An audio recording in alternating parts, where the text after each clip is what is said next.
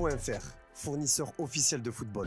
Bonjour à toutes et à tous et bienvenue dans ce nouveau JT Foot Mercato. C'est un lendemain difficile pour les Parisiens qui se sont inclinés face au FC Barcelone en quart de finale aller de la Ligue des Champions. Malgré un match très rythmé, notamment en deuxième période, les erreurs défensives ont été fatales et l'attaque trop timide pour s'imposer au parc. Le troisième but a frustré les Parisiens, mais pas Luis Enrique qui n'a pas reconnu les quelques faiblesses de son équipe lors de la conférence de presse d'après-match. Il estime que les Parisiens sont à la hauteur de ses adversaires et qu'ils pourront facilement se rattraper au match retour. Nous sommes au plus haut niveau et les différences sont très petites. J'espère qu'à Barcelone, il y aura beaucoup de buts et qu'ils seront en notre faveur. Le résultat indique qu'ils ont été un peu meilleurs, je comprends le désir qu'il peut y avoir de tout détruire, mais ce n'est pas notre cas, a-t-il déclaré. S'il a toutefois reconnu la responsabilité de la défaite, il reste optimiste et très confiant pour le retour à Barcelone. Je n'ai aucun doute que nous pouvons nous qualifier. Tout le monde spécule, mais nous, on n'a par exemple pas perdu à l'extérieur en championnat. On a 6 jours pour se préparer. Les buts à l'extérieur ne comptent plus en double, cela permet que la confrontation reste ouverte, a-t-il affirmé.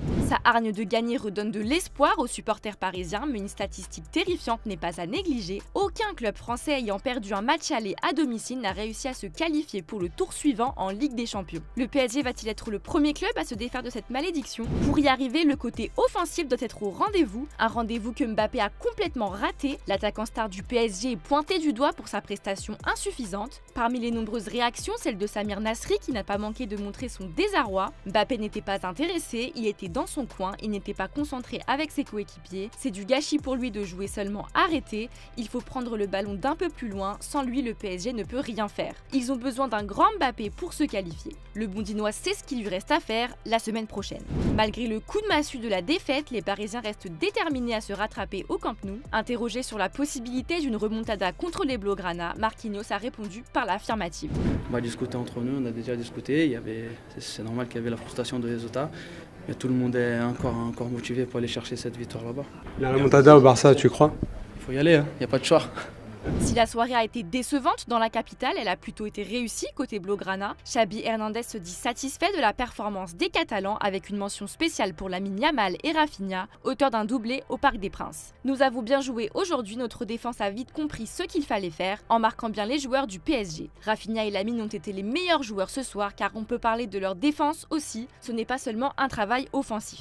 Rafinha, élu homme du match, est devenu dans le même temps le premier joueur Blaugrana à marquer 2 buts dans un match à élimination directe de la Ligue des Champions depuis Messi en demi-finale contre Liverpool en 2019. Le Brésilien a d'ailleurs imité la célébration de Neymar pour son premier but. L'ex-joueur du PSG et du FC Barcelone a réagi à sa célébration sur Instagram avec des emojis qui la reproduisent. Tous deux coéquipiers en sélection brésilienne, les deux joueurs sont également amis et Rafinha a souhaité lui rendre un petit hommage. J'ai une très bonne relation avec Neymar, j'ai essayé de célébrer comme lui. Xabi est fier de son équipe grâce à sa victoire au parc, mais il ne veut pas s'enflammer. L'entraîneur reste persuadé que le PSG est toujours favori pour la qualification dans le dernier carré. Pour moi, ça ne change pas, le PSG est toujours favori. La victoire est très importante, mais le PSG a beaucoup de qualité avec un grand entraîneur. Nous n'avons qu'un but d'avance, mais nous devons être fiers de pouvoir dire que le Barça est vivant. Il ajoute: je connais bien Luis Enrique et il ne va rien lâcher. Nous sommes face à un adversaire très difficile, l'un des meilleurs au monde, et nous devrons être meilleurs mardi. Vous avez donné votre avis sur le sondage Foot Mercato et vous êtes 54% qui estiment que le FC Barcelone obtiendra son ticket pour la demi-finale contre 46% pour le Paris Saint-Germain. La soirée a été belle pour les joueurs Blaugrana, mais elle a aussi été gâchée par un grave incident en tribune. Un internaute a publié une vidéo sur X montrant des supporters du Barça faire des saluts nazis, des cris de singe et des doigts d'honneur. Si l'UEFA ne s'est pas encore saisie de cette vidéo, elle fait beaucoup réagir sur le réseau social.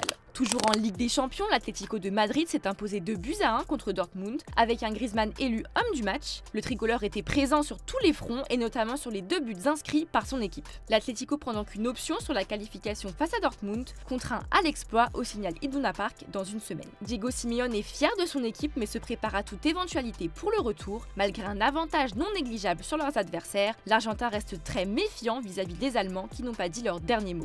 Sabemos que vamos a ir a un campo donde vamos a sufrir, sabemos que vamos a encontrarnos con un equipo que juega bien, que con los cambios fue poniendo gente fresca por las bandas, con mucho uno contra uno, ganando duelos, con gente muy alta en todos los sectores del campo, pero vamos a tener espacio y tenemos gente rápida.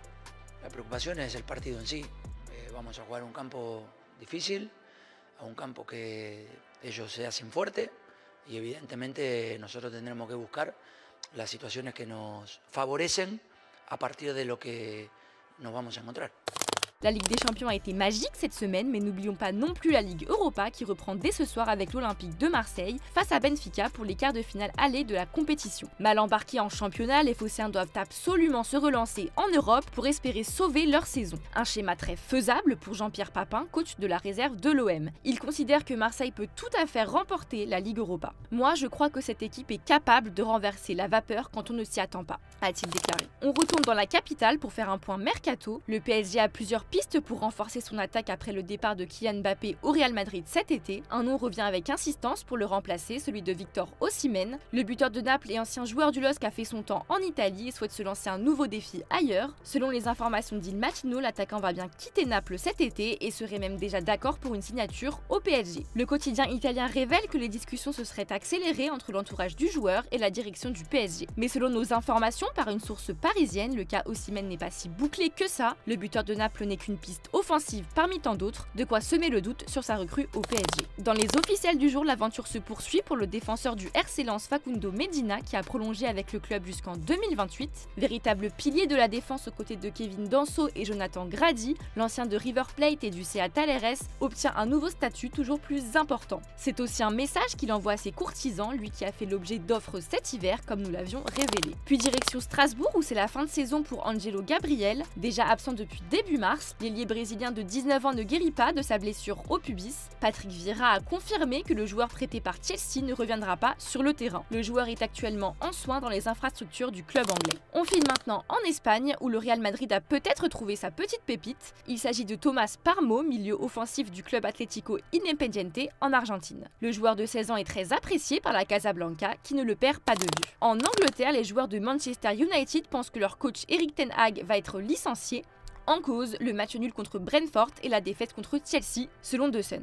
Même s'il a assuré qu'il dirigera l'équipe l'année prochaine, les joueurs auraient remarqué un changement dans l'attitude de l'entraîneur néerlandais ces dernières semaines. Direction les États-Unis avec la soirée cauchemardesque de Lionel Messi. L'Inter Miami s'est incliné 3-1 face au CF Monterrey lors des quarts de finale retour de la Ligue des Champions CONCACAF. Des tensions avaient déjà éclaté lors du match aller entre Messi et l'entraîneur du CF Monterrey et n'ont pas été vaines au retour. Messi a cette fois été la cible des supporters adverses qui ont entonné un chant vulgaire faisant allusion à un acte sexuel. Messi c'est la commet, soit Messi la mange en français. Ils ont ensuite crié le nom de Cristiano Ronaldo, son éternel rival. Si Messi est resté calme, il n'en est rien pour son coéquipier Luis Suarez qui n'a pas pu retenir ses nerfs. Frustré par le match de son équipe, il a plié le bras de Victor Guzman, défenseur de Monterrey. Un geste d'UFC, ont décrit les médias mexicains. Jordi Alba était lui aussi tendu et s'est fait exclure après un double carton jaune. Une soirée à oublier pour ses trois ex-barcelonais. On parlait de Neymar tout à l'heure et on y revient car il a reçu une bonne nouvelle. Mundo Deportivo révèle qu'un tribunal brésilien a suspendu une amende d'environ 3 millions d'euros qui avait été infligée au footballeur car il avait construit sans autorisation